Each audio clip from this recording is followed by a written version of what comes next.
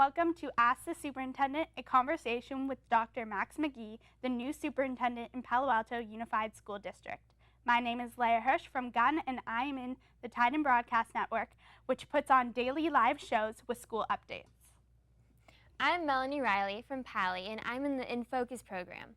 In Focus, we broadcast daily updates of our school news. In just a moment, we will welcome our guest, Dr. Max McGee. First of all, we appreciate the community members and parents who have sent in questions over the last few weeks. We will be using these questions throughout the show when we do not have an active caller. The number to call is posted at the bottom of the screen. Please feel free to call in and ask a question to Dr. Max McGee.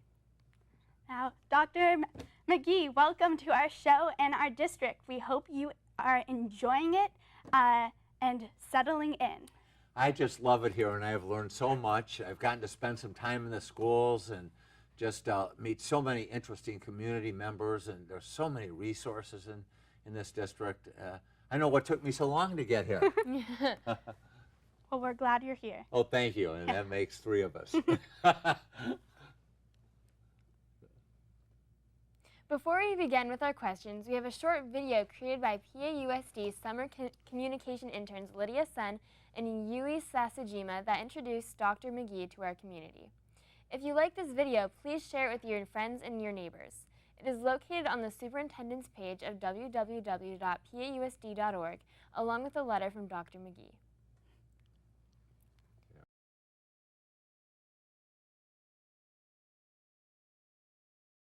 Well, what a great opportunity to meet everyone. My name's Max McGee, and I'm the new superintendent of Palo Alto Unified School District. And I'll tell you, it is such an honor to be able to lead and serve this tremendous community. And I'm so much looking forward to learning everything I don't know, which at this point is a lot.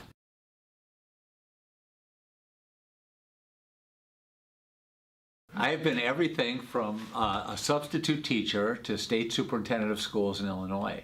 I went to Dartmouth College, so I'd done some student teaching there and became a substitute my senior year in college. And went on to teach middle school, and then became a principal, became a superintendent of schools. From then I went on to be state superintendent of Illinois. After leaving the state superintendent, I did some research work and some publishing, went to work for another school district, and then was at the Illinois Mathematics and Science Academy. And most recently I spent a year doing a startup, starting up a private school from scratch outside of Princeton, New Jersey. So I've had many and varied opportunities, all of which I think have led to this, what I hope will be the culminating point of my career.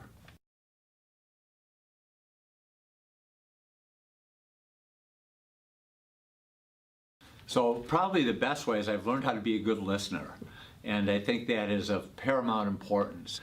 And I have learned so much from every job. I mean, from being a substitute teacher and trying to teach modern American poetry to students in rural New Hampshire, to working with the state legislature of Illinois. It's important to listen, to understand people's needs. And then as a leader, how you serve them. Leadership's about service, so how can I serve and support them? What has prepared me most is really thinking, trying to look beyond college and career readiness, that's the buzz phrase now, really into a bigger and broader future. So how we can elevate students' potential beyond what people assume their potential is or others assume their potential is. And so the best preparation has really been working across this great array of organizations and with truly thousands and thousands of students in so many different communities. I'm very fortunate to have landed here.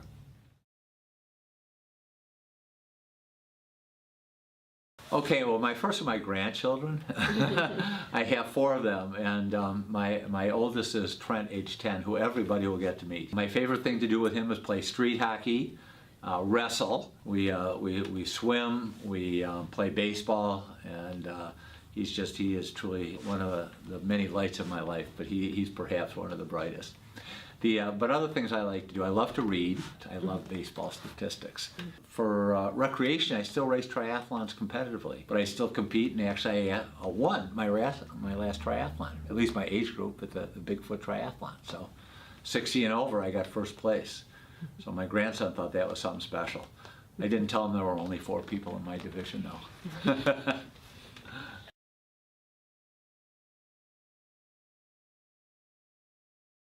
The first goal is to communicate clearly and frequently. I want to make sure that everybody feels engaged and included in the school district, whether or not they have students here.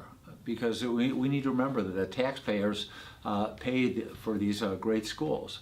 And so I want people to feel connected, and people feel connected when you communicate with them, when you listen to them. A second would be to assure that all students had equal access and opportunities to outstanding programs and to the best practices in the district. I would really envision us as being a collective community and not just a collection of communities. So we need to balance the autonomy of the individual schools with the idea that there is a central mission and vision and a focus to our business here at Palo Alto Unified School District.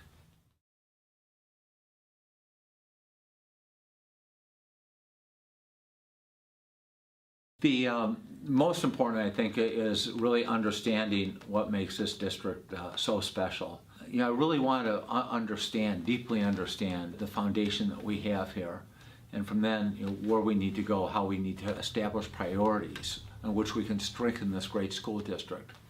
So I hope to understand what the district is about. Second, to identify a small number of focused priorities that can take us from great to greater to greatest.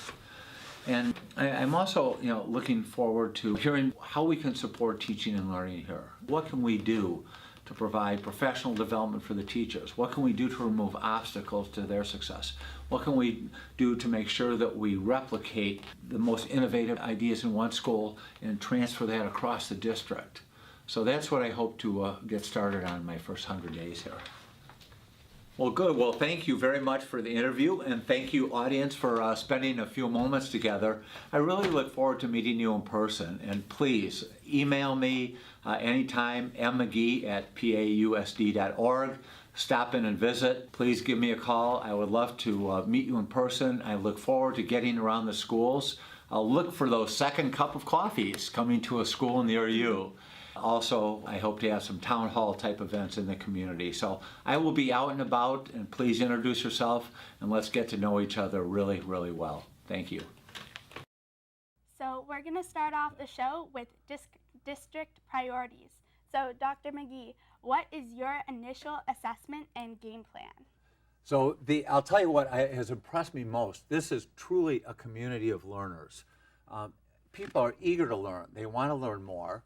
And it's also the human resources in Palo Alto, in the school district, in the larger community, are beyond amazing.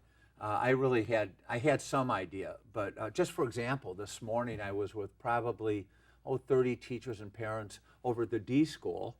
One of the parents is a professor who's already taught this class. We had hands-on work. I mean, you can't find this. I don't know if you can find anywhere else in America. So it's with all this enormous potential, I think we've become great. It's a great school district, but there's so much more potential. So, you know, my goal is that as initial assessments were great, but let's move to greater, and let's move from greater to greatest, and from greatest to awesome. So that's my initial assessment. Are there any specific priorities you have moving forward? Sure. There are several. I mean, we heard it in the video, which is hardly worthy of a TED Talk, but I'd rather be here with you two than doing a TED Talk alone anyway. The priorities we've really laid out in our board goals. But I think the first priority, as I said in the video, is to have this collective community where we have the shared vision, a vision that talks about developing and deepening knowledge, critical thinking, problem solving, a vision that calls for nourishing curiosity, or nurturing, not I guess you could do both, nurturing curiosity, creativity, and resilience, thus empowering each and every student to reach his or her fullest potential. And I'm not even sure we know what your fullest potential is, so I guess it's our job to unleash it. So that's my first goal, is to really have this shared vision, this vision statement out. And then we've developed some goals around this. One's about this advancing, promoting, inspiring a culture of academic excellence. Another's about balancing consistent, high quality and fairness in curriculum, instruction, and assessment with designing, developing, implementing, and evaluating innovations at the site levels. A third goal is about common components of professional development. Right now we have over 100 faculty members in the K through 8 schools working on writing, on how to teach writing. A fourth is about implementing our strategic plan and holding people accountable. You know, too often strategic plans, they just gather dust on the shelf. That's not going to happen here. And the fifth goal is about communication, having open and transparent communication, and also really getting rid of distracting and disrupting communication issues that get in the way of that vision that I just laid out. You know, we're about teaching and learning, and so we're going to focus on that and move ahead 90 miles an hour, and then some. Great. I've heard you mention consistency on several occasions. What types of things in the schools and districts are you planning to make more consistent? How do you preserve the unique culture of each school while you work on consistency? And that's really a good question, and it's an important question because it's a balance. We do need to have consistent, high quality and fairness in curriculum, instruction, and assessment. And that means consistent grading practices, consistent homework practices, and we have a homework policy with administrative regulations that say, for high school students, 7 to 10 hours a week. You know, I think sometimes you have that in the night. Yeah. But if you're in AP classes or as brilliant as you two young women are, you'll have the opportunity to do more homework. Right. But in all seriousness, we do need to have consistency in these grading practices, in homework, curriculum, instruction, and assessment. And that really involves having some common summative assessments and making sure that, you know, we don't want the teachers to be uniform, the same page every day. We want to be sure that the faculty members, you know, cover the primary concepts in each class and the most important principles. So I'm going to cut you off here. We have a call from Sean. Sean, yes, let's hear from you. Hi, Dr. McGee. I'm interested to know how you're addressing mental health issues in the school system. Hi, Sean. That's a good question, and it's an important question because students cannot learn if there are issues with their social and emotional health. So we actually have in one of the goals, and all goals I outlined are on our board website, we have a set of measures and deliverables around student social and emotional health with our Safe and Welcoming School initiative. So just last year, for example, we passed a policy about bullying and harassment prevention, and we have mandated training, mandated reporting. We want to make sure that every boy and girl, every young man and young woman is free to grow and learn and flourish. In addition to that, we have counselors at each of our schools. In fact, Newsweek magazine recently ranked both high schools in the top 100 nationwide, and one of the metrics was about the counseling, and not just career and college counseling, no, really to look after students' social and emotional health. And I think physical health plays a big part of that. I know the elementary schools have recess every day at 10 o'clock because when I go around and visit, it seems when I just start to visit classrooms, all of a sudden it's 10 o'clock and I'm out on the playground, which is not a bad place to be. And I've had the opportunity to see several sporting events, watch some of the PE classes. So I think it's important to have that balance. And we're working very hard to make sure that we do have it because, again, if students are so pressured just to get high grades and AP scores, it's frankly not good for them. And frankly, I think it's counterproductive. I think they learn more and learn better in safe, healthy environments when their social, emotional, physical health is supported. Thank you. Can I ask a brief follow-up question? Do you see a direct connection between attendance problems and mental health in the school system overall? Not just in the school district. I think that's, Sean, I think that's a problem, across the country. And it's one I worry about because it's really hard to learn what teachers want to teach, what's in the curriculum when you're not in school. I guess some of it can be done online, but you certainly miss that interaction. And sure, I mean, I'm the father of 3 children, the grandfather of 4, and I can tell you, if they're not feeling safe, they're not feeling healthy, or when they weren't when they went to school, it was hard for them to go to school. you know, as a parent, I heard, oh, my stomach hurts, my head hurts, you know, and we really, as mom and dad, had to get to the bottom of it. So, you know, we told them to rub some dirt on it and go to school, which maybe is not the best parenting advice, but in any case, in all seriousness, it really, there is a connection, and we know that if the students, again, feel safe at school, feel healthy, feel connected, that social and emotional connection to the school is of paramount importance. They're far more likely to go to school and be productive when they're there. Thank you. Thank you. Should I go into innovation, or do we have another caller? I think we are going to go with the next question. Can I get back to that one, because you asked about the balance of innovation before, Sure. and I didn't Yeah, get a chance. go for it. Because that's really important. That we need to balance this idea that we have a district vision and goals and consistency with the fact that each school has its own character and color, as exemplified by you in green and red tonight. But that really matters, and we want each school to have its spirit, its mascots, its in fact its own mission, you know, tied to the district mission. And so it's important to have this balance. But I found, you know, in a long history of education, when you have a district that has a consistent vision, consistent goals, some consistent practices throughout, it really benefits the students. So we'll work hard to keep that balance. Great. Thanks. Yeah. For our next question, what is PAUSD doing to support students who are advanced in math even as early as middle school? Will Common Core help this focus? So there's two questions there, and I'm going to answer the last first. I think the Common Core mathematical practices will help immensely. The content standards, there are fewer content standards than in the earlier California standards, which I like, because as far as content, that means they have to learn the material deeper. But what really matters to me, and I think matters to you, and that's a lot more important than what matters to me, is the practices. And there's 8 practices. One is about persevering in solving tough problems. Students in America are far more inclined to give up early in mathematics, in their mathematical education, or even in solving individual problems, than students in other countries. There's a mathematical practice around communicating your mathematical reasoning. There's a practice around modeling with mathematics. There's a practice about being specific and precise.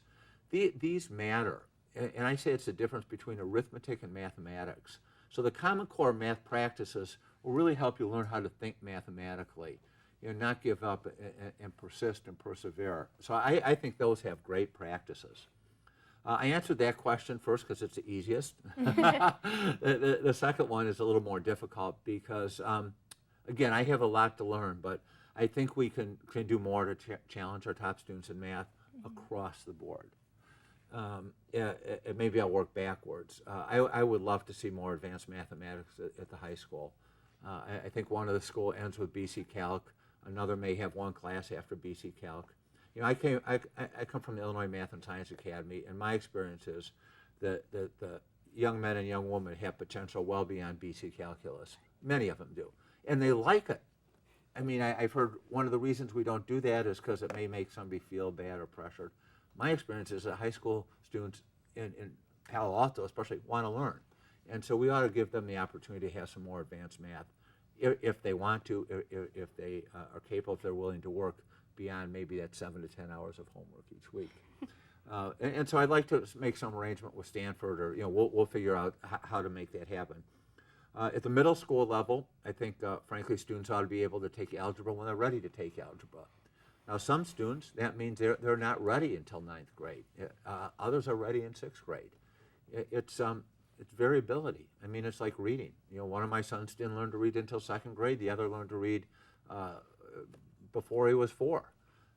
Mathematics, we find the same thing. Some students are just algebra ready earlier on, and they ought to have that opportunity. As far as the elementary schools go, again, I think the Common Core practices hold great promise, but I think we need to work harder to work with our teachers to really differentiate instruction.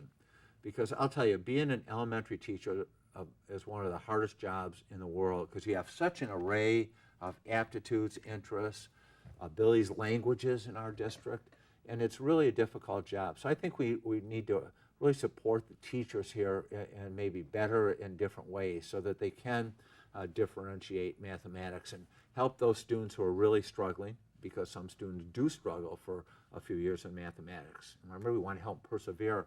But the high flyers, find a way to have them work together to keep them going, not just giving them more worksheets or having them teach another student. So I think there's a lot of energy around things we can do better with a Common Core. And but again, this will take some training. It will take some planning. We're probably a year, if not 2 years off, and really seeing some more challenge, more advanced mathematics come to fruition. But it won't be for lack of effort on my part.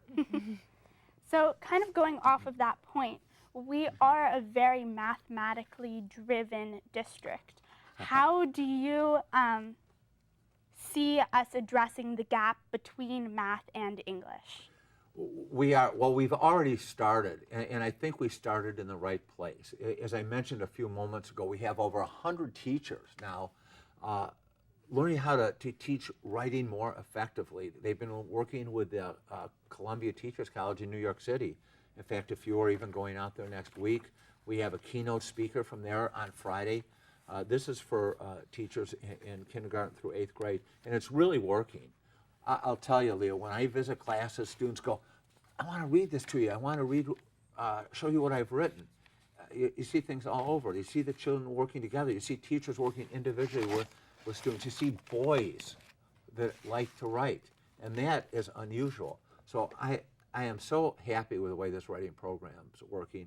And the reading goes along with that. I think with a Common Core, this idea of close reading, usually really thinking about what you're reading, anticipating, and it's made reading much more meaningful and frankly much more fun for kids.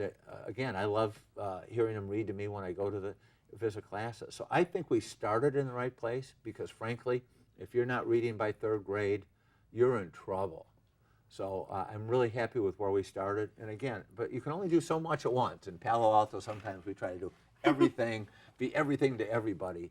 But I think it's better to focus on 1, 2, 3 initiatives and do a thorough job. So that's why we started in writing.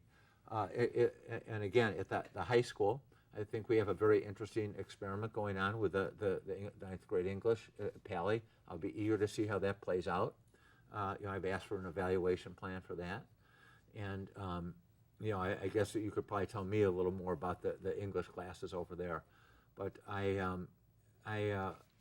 again, my sense of just visiting some of the classes and talking to the students, that we are doing really a good job with the reading and writing here. So, but we can't just drop it. This needs consistent application. Right. So we also want to encourage more callers. Yes, we do. To call in. We'd love to take your questions. Yeah. I start the day every day watching Morning Joe that I tape. And I'm thinking, maybe we should call this Evening Max. What do you think? I think that would be lovely. Yeah. Anyway, go ahead with your question. Yeah. What is your plan to close the achievement and opportunity gaps in PAUSD? Good. I am so glad we got to this question, Melanie, because I think this is an area that is really is probably the most important initiative we'll have this year, at least from my perspective. And we talked about broad goals. This really falls under the first goal of a culture of academic excellence for all students. And by all students, I mean all students.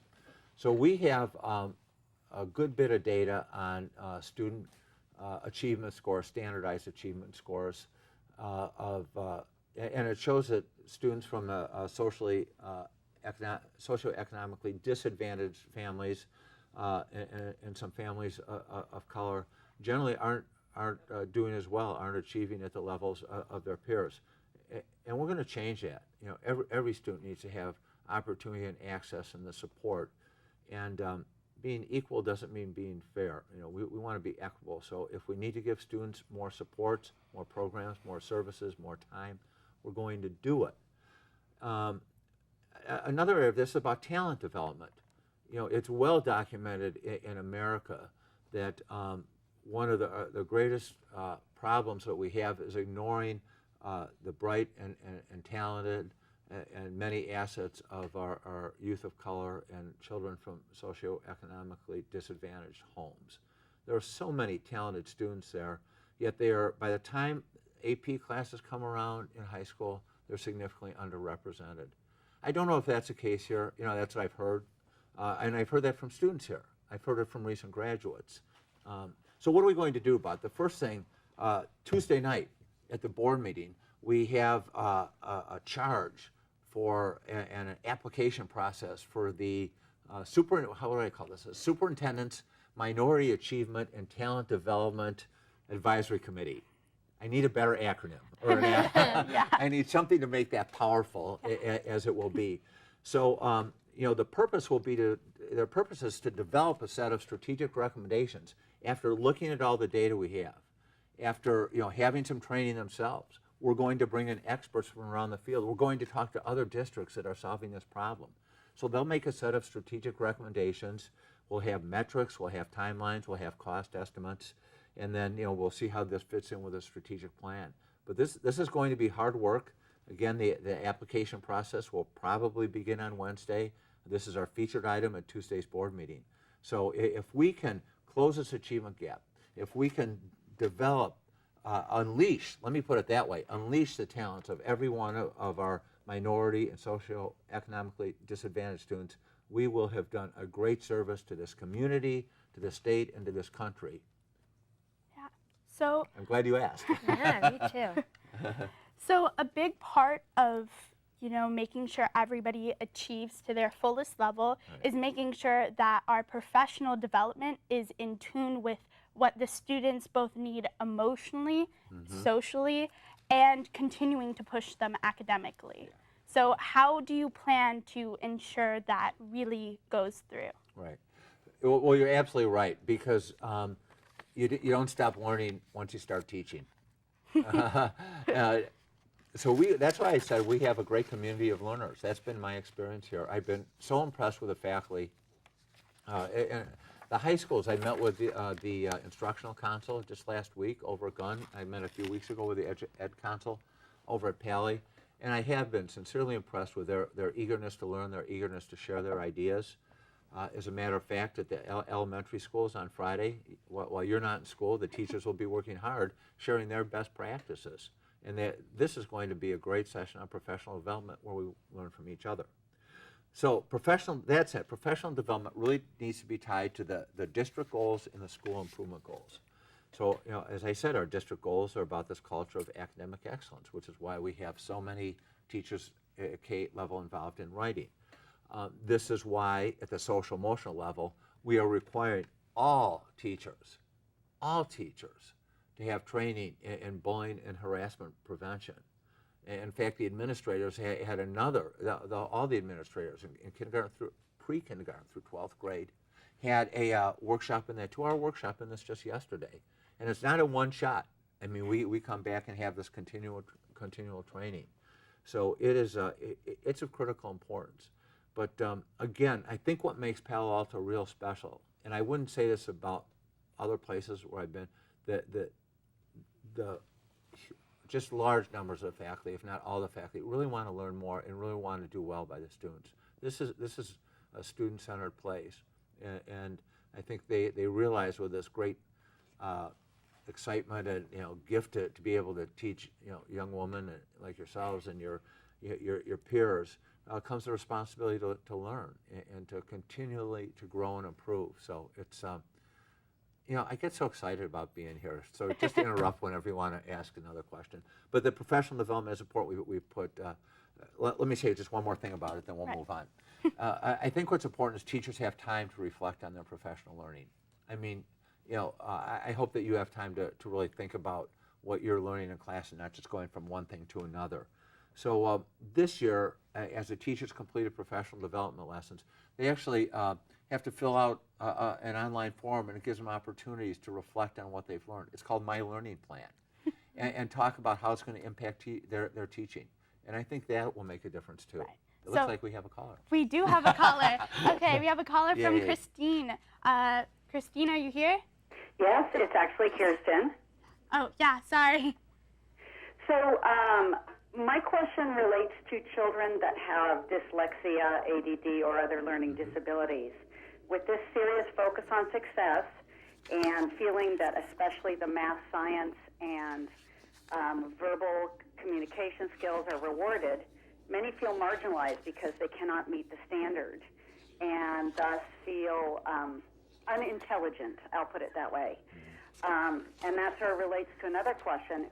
If there are many kinds of intelligence, and I feel like the district maybe has a focus more on math, science, and verbal, and how does the superintendent intend to reward all kinds of learners, including the learning disabled and the ones who maybe are creative or visual spatial learners, but not the conventional academic, quote-unquote, succeeders?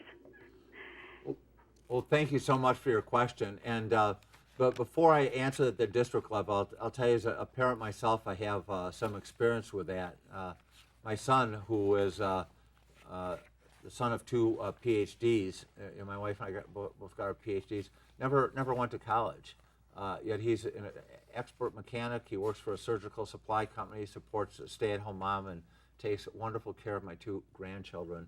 And he never learned to read until second grade and never learned very well. But he has this incredible spatial intelligence. He was able to put together, his first go-kart kit almost blindfolded. So you're absolutely right on target when you talk about different learning modalities, different intelligence, and I have lived this for 31 years of his life and could not be prouder of him. So your question kind of impacts me personally as well as being the leader of the school district.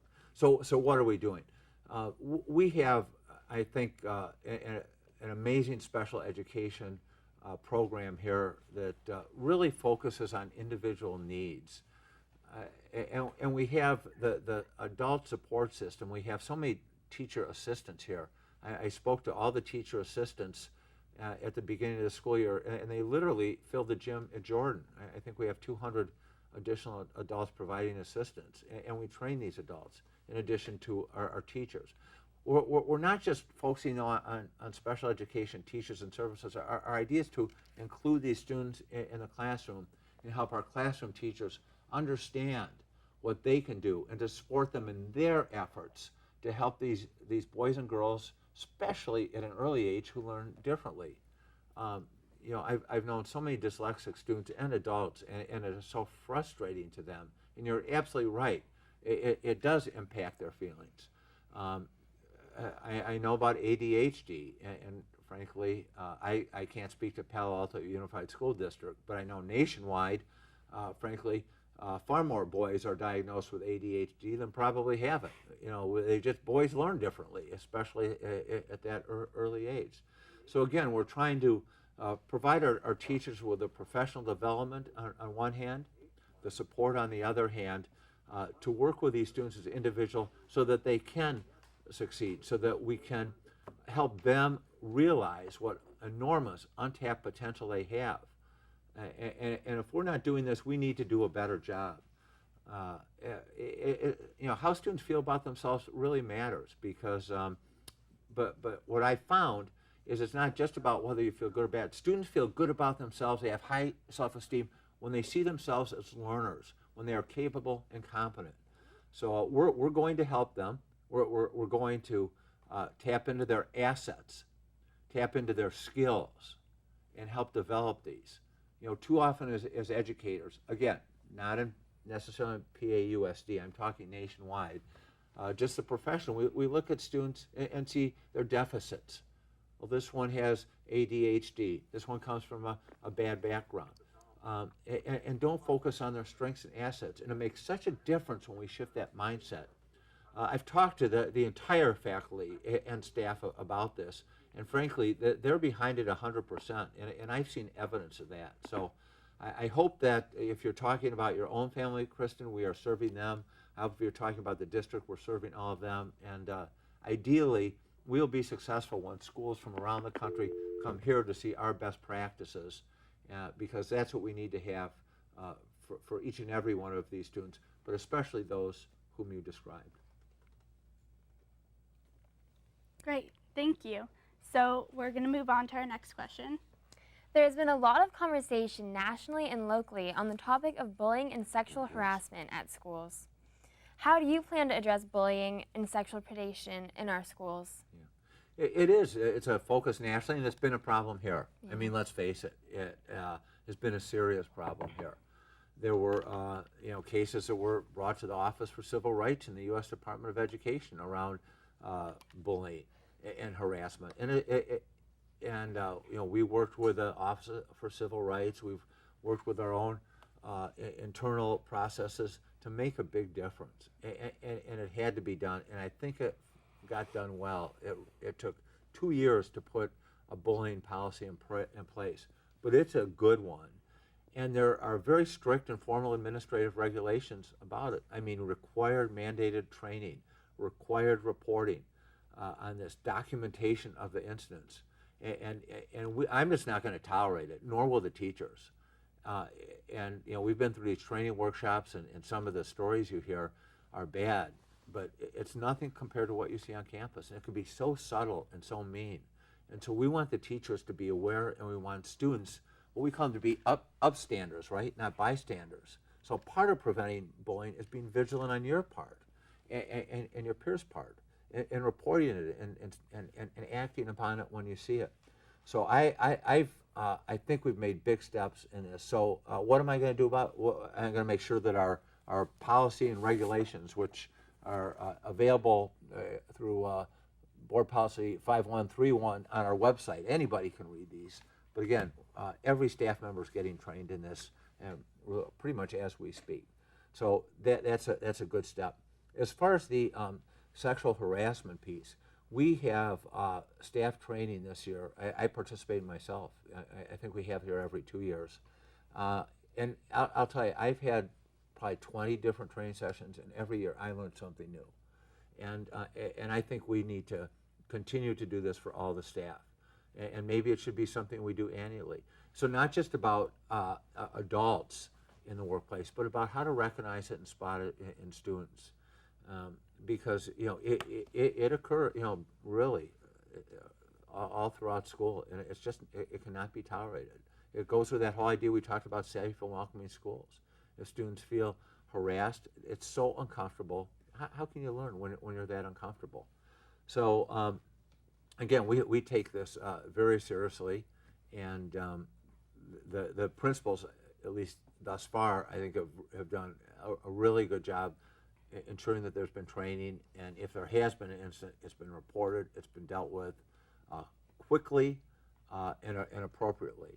So we just need to make sure that there's no sliding back. But yeah, this is an area, and where I really have to compliment the board, the previous administration, for the product that they developed in the training packets. Because again, I wasn't here when they developed them, but I've had the opportunity to go through the training, and it's been powerful and meaningful. Do you have any plans in encouraging standing up to bullying and harassment in students? Yeah, do I have plans? Except I don't get to teach you guys anymore. I miss those days, I will tell you that.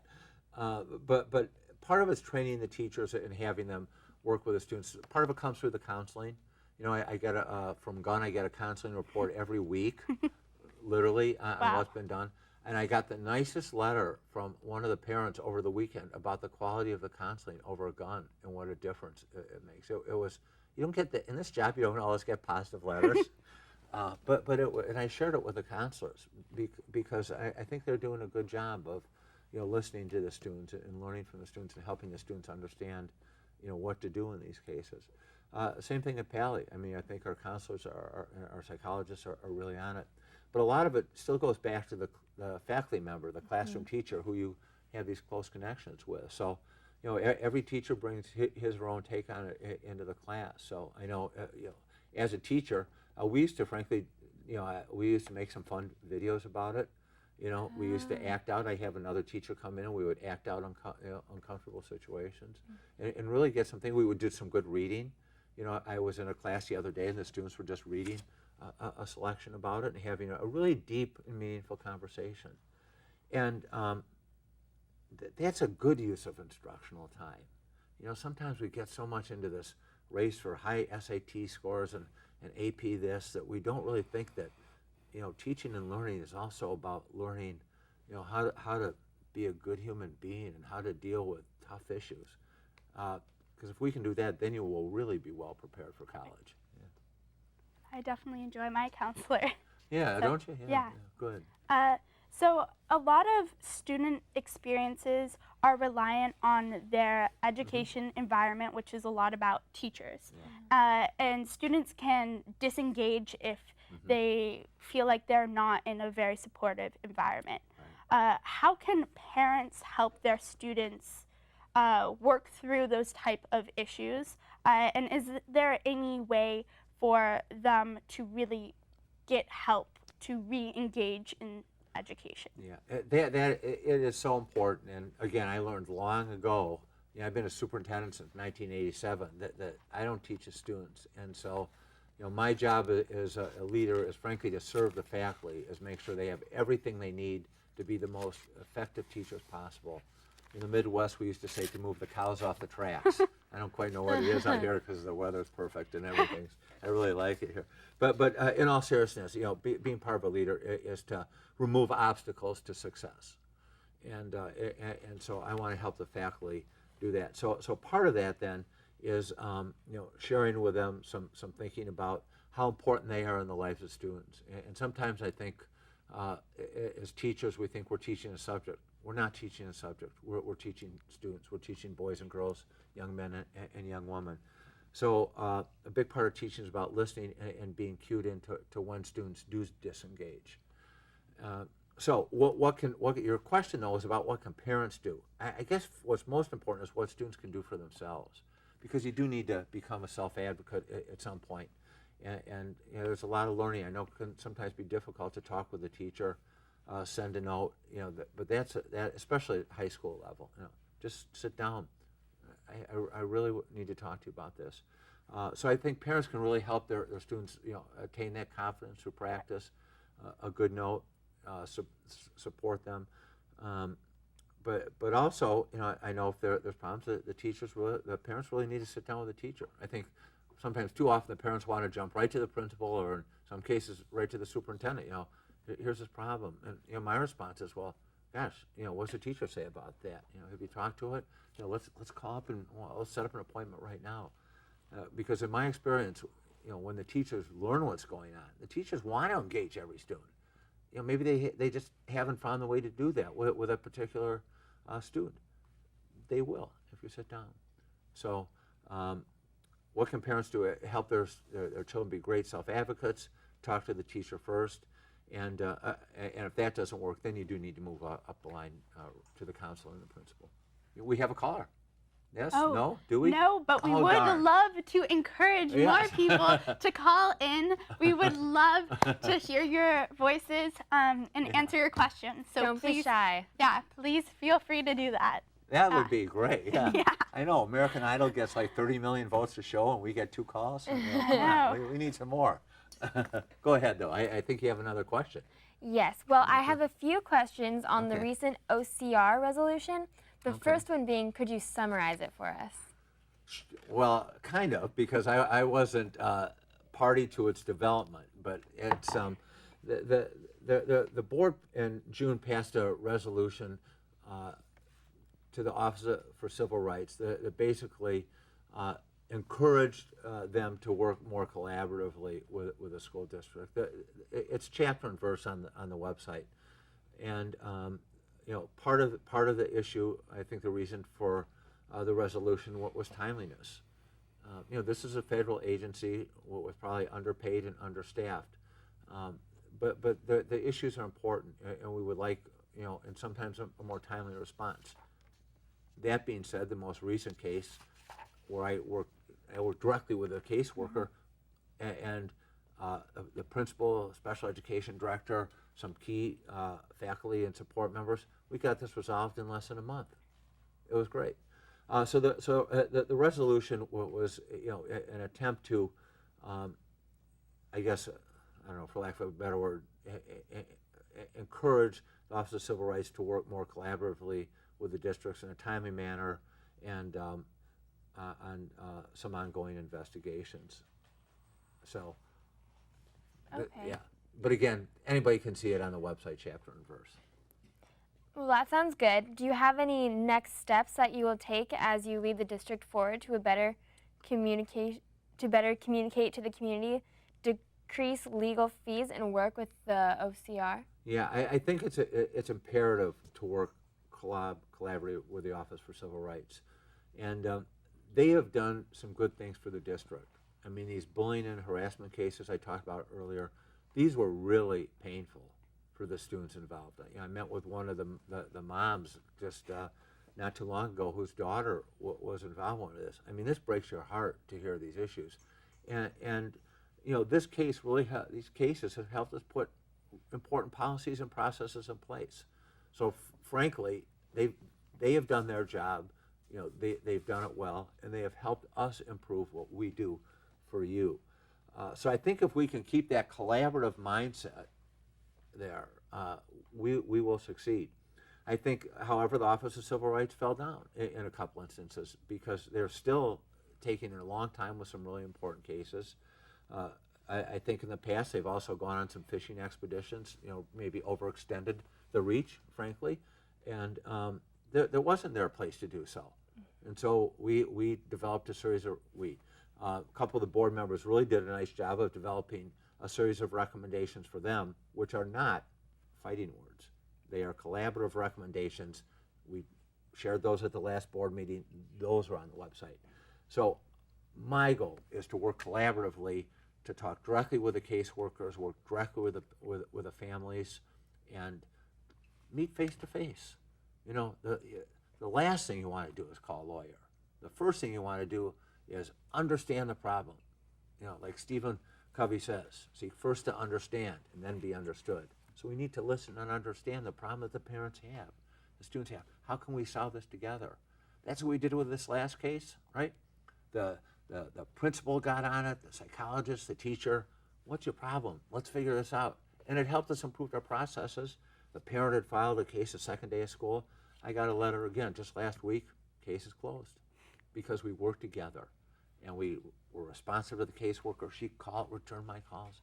So this will be, and we didn't spend a nickel on legal fees. So this will be our model going forward. That being said, there may be some times we need legal counsel. You know, serious harassment cases, any issue with violence, we may have to incorporate a lawyer. That happens. Great. Okay. So there have been talks about creating a new elementary school.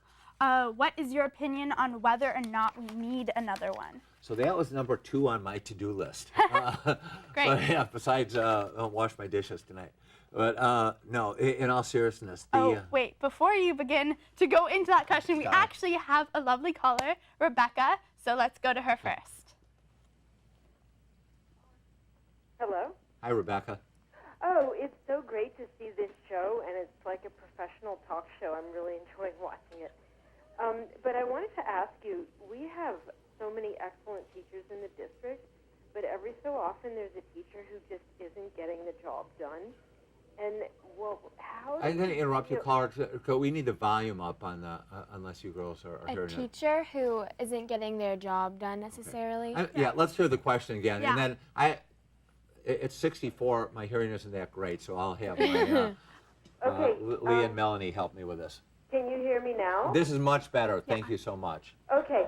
Well, I wanted to start with my first statement, which is that I'm really enjoying watching this show, and you guys are doing an amazing job. Thank you. Thank you. And my question is, there are so many excellent teachers in the district, but every so often there's a teacher who just isn't getting the job done, and maybe they shouldn't be teaching anymore, and it's a real disservice to our students. And how do you propose to deal with a teacher like that? Yeah, that is a good question, and every student deserves nothing but the highest quality of teacher for every subject, every class. You're absolutely right, and so how do we deal with it when a teacher is not doing his or her job? Really, I work hard with the principals on this, and our human resources department does. Well, you know, I told the principals, I met with all 18 of them, 19 of them when you count the adult school, my first week on the job, and told them they have the most important job in the district, because they have to ensure that every teacher is, you know, being the best, striving to improve. And so what we do is we have them, the principal, work with them and try to bring resources to support the faculty member. Sometimes it's additional learning. Sometimes it's going to visit some other classes. Sometimes it's having a mentor teacher to help them out. So our first goal is to, our first strategy is to help make them better. Again, listen to their ideas. You know, what are the problems they're facing, and try to provide the necessary supports. If they're not, you know, we may need to work on finding some other resolution. And I can't speak to Palo Alto Unified School District, because I've only been here you know, less than 2 months at this point since school started. You know, we're in our 7th or 8th week. But I will tell you, in my former districts, I've been able to work with the president of the Teachers Association and with the school board to help place faculty members that were ready for something else out of the district. We always reached a fair settlement. We usually did it without undue legal expenses, if any. Again, a lot of this is about trusting relationships and helping people find places that are better suited for them. And you know, we'll do that. We'll use that same model here. I've always found when you can work with a teachers association collaboratively, as cooperatively, and not immediately thinking that they're adversaries, a lot of good happens. And so that's what we first do. We work with the principal, then we work with the teachers association. We try to help the teacher. But if it's not going to work, we will help find another placement for them outside of PAUSD. Thank you. Thank you. That's really a helpful. good question. Great. So now we are going to go back to the question that I previously asked you. I will remind you what I said. Good. What is your opinion on whether or not we need another elementary school? So what we do need is I think we need to make this decision this year, what we're going to do about our enrollment. And I'm not sure that, I think we put the solution first when we say another elementary school without really understanding the problem. That's one thing I learned at the D school this morning. You better get a good handle on the problem before you jump to the solution. And in education, oftentimes we figure, oh, we know the solution, or at least sometimes I've even been guilty of that myself, without really identifying and finding out what the problem is. So we're going to create an enrollment management advisory committee versus another school advisory committee, because there may be ways we may need another elementary school. Frankly, we may need another middle school. You know, we have 2 middle schools of 1,100 students. Terman is almost at capacity at 745. We're not going to be able to acquire more property for Terman. 1,100 is a big middle school. So we're going to look at that as well. We may look at the choice programs. We may look at expanding choice programs. We may look at choice schools. But what we are going to do is engage and involve community members in having some creative, thoughtful, meaningful recommendations to manage our enrollment growth, because it is growing. So again, this may lead to another elementary school. It may lead to another middle school. I don't know. But what I do know, it's going to lead to doing something differently, because we're going to run out of room, and we cannot continue to overflow families, as many families as we do, from one elementary school near where they live to another one across town, in some cases even splitting up siblings. It's a temporary solution, and we need a long-term solution to this. Great. So I know we are coming close to the end of our show. I think we are going to have a time for maybe a quick question, and then we are going to be done. We want to remind our viewers they can come to the school board meetings, which are generally the 2nd and 4th Tuesday of every month at the district office. The primary topic will be the superintendent's minority achievement and talent development. purpose charge application. There we will also hear from our student representatives. We have Carolyn from Pally and Rose from GUM, who always provide some great insights. In my report, I'll talk about some of the things I learned on Professional Development Day, everything from Pally football to gun water polo, as well as some of the again academic learnings and exciting things happening in our classes. One of those is with block scheduling. I know there was this question about block scheduling. I think it's great. I love those long periods. I think it gives students time for a really meaningful discussion. We can't be out of time. This has been 15 minutes. I know it feels like that, but it seems to be that time. Yeah. So good. I hope people watch the school board meeting. And you can't call in there, but you can come to the meeting. So we begin at 6:30 Monday night, and hope to see you there. And I just, before we close, I want to thank you. Thank you. Leah. I want to thank you, Melanie. I'll tell you, this was been really fun. You are so professional, as that last caller said. And I hope our viewers have enjoyed it as much as I have. Okay. I hope you all have learned more about Dr. McGee and our great school district. Dr. McGee, thank you for taking the time tonight to be here. Thank you also to our partners at the Mid-Peninsula Media Center and our great technical crew. Lastly, thank you to all of you who sent in questions, called us with questions, and watched our show tonight. We hope to have another show like this in the future and are open to your feedback on how we can improve. If you have ideas to share with us, please email PAUSD Communications Coordinator Tabitha Cobbler-Hurley at thurley@pausd.org. Thank you and good night. Good job.